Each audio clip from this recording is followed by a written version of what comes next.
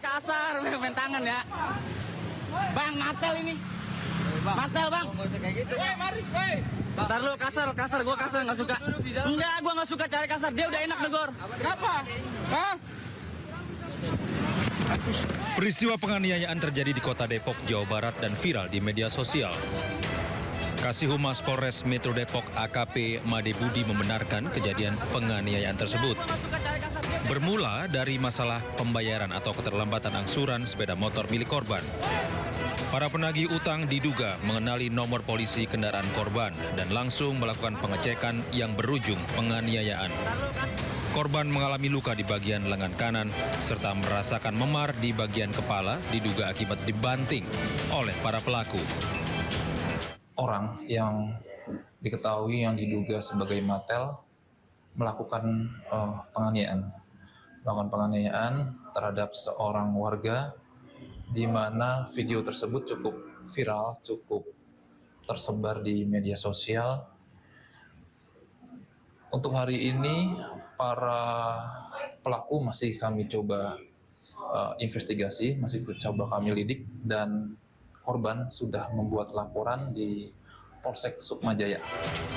Hingga saat ini pihak kepolisian masih memburu para pelaku yang terlibat dalam aksi penganiayaan tersebut. Dari Depok, Jawa Barat, Iyung Rizky, iNews melaporkan. Sementara sebanyak 6 anggota Polri ditetapkan menjadi tersangka pelaku pengeroyokan 2 mata elang alias debt collector hingga tewas di Kalibata, Jakarta Selatan pada Kamis malam.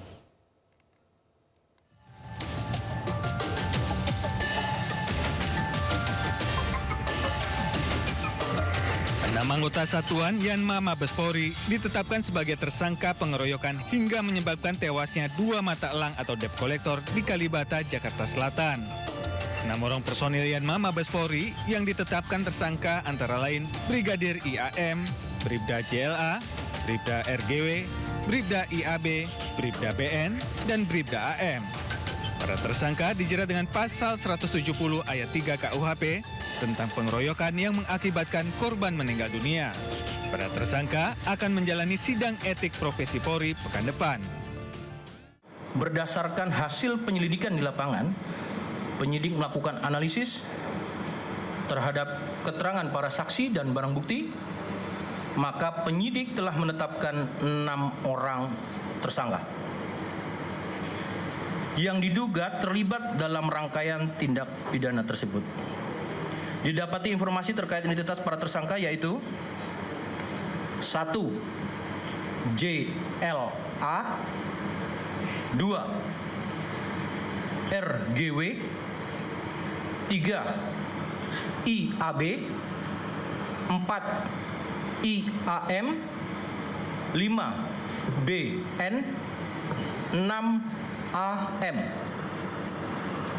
Perlu diketahui rekan-rekan dan kami informasikan, adapun ke-6 tersangka tersebut merupakan anggota dari Satuan Pelayanan Markas di Mabes Polri. Pasal yang dipersangkakan berdasarkan alat bukti permulaan yang telah dikumpulkan oleh penyidik. Para tersangka dikenakan pasal 170 ayat 3 KUHP, pengeroyokan yang mengakibatkan korban meninggal dunia. Sebelumnya pada Kamis malam puluhan kios pedagang dan sejumlah motor dibakar massa tak dikenal di depan Taman Makam Pahlawan Kalibata, Jakarta Selatan. Aksi anarkis ini diduga kuat sebagai bentuk balas dendam rekan-rekan penagih utang yang marah usai 2 rekan mereka tewas dianiaya.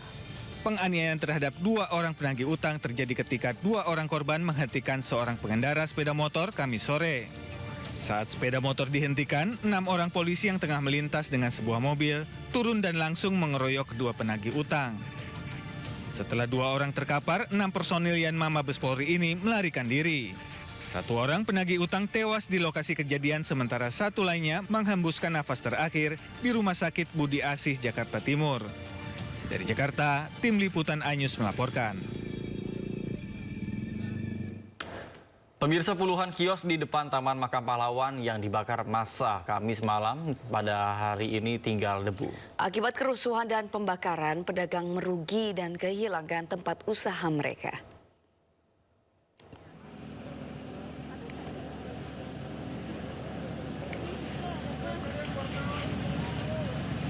Yang konflik siapa, yang rugi siapa? Itulah kata-kata yang muncul di benak para pedagang yang sejak malam mendengar kabar kios mereka telah terbakar. Aksi anarkis dua pihak bertikai telah menghanguskan kios tempat para pedagang mencari nafkah. Saat mendatangi lokasi siang tadi, mereka berusaha mencari barang-barang yang masih bisa terselamatkan. Namun kios sudah menjadi debu, hampir tidak ada tersisa. Mereka pun meminta bantuan pemerintah dan sanksi tegas kepada para pelaku. Mungkin kerugiannya dalam tuh udah habis total, perlistrikan mati, benda-benda juga terbakar, atap angus semua, barang-barang di dalam yang terselamatkan hanya kulkas saja. Kami sama sekali tidak mengetahui apapun kejadiannya. Kami hanya sebagai penonton. Mungkin kami di sini karena terpaksa menonton karena kami juga pelaku UMKM berjualan murni, apalagi di situasi seperti ini. Banyak yang keluarga bergantung hidup semua dan hidup mati kami di sini. Kami berharap dari pihak pemerintah memberikan keadilan dan mungkin simpati atas kejadian ini bisa turun langsung. Bagaimana satu TMP kuliner ini yang sudah menjadi legend tempat makan kita selama ini menjadi korban. Pemirsa, aksi mata elang alias matel seringkali membuat masyarakat geram. Modus kelompok penagih hutang selalu sama, mulai dari penghentian kendaraan di jalan raya, penarikan paksa, hingga intimidasi. Bang, matel ini. Matel, Bang.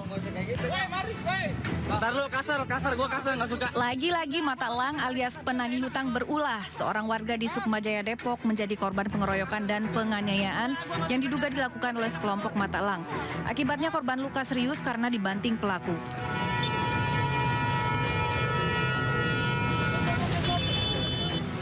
Masih dari Depok, Jawa Barat, kali ini kelompok penagih hutang merebut motor milik warga di Jalan Raya Margonda. Korban berusaha mempertahankan kendaraannya hingga sempat terjadi tarik-menarik. Aksi perampasan ini tergolong nekat karena dilakukan di tengah keramaian.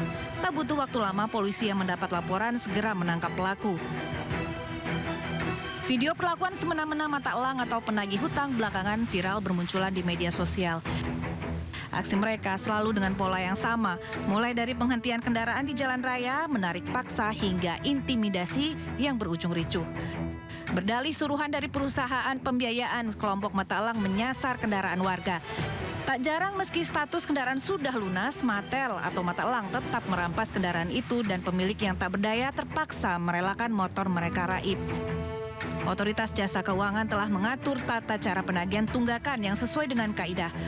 Pada titik ini, peran polisi dan masyarakat menjadi penting. Aparat diharapkan menindak setiap pelanggaran, sementara masyarakat segera melaporkan tindakan premanisme pada pihak berwajib. Tim Liputan iNews melaporkan.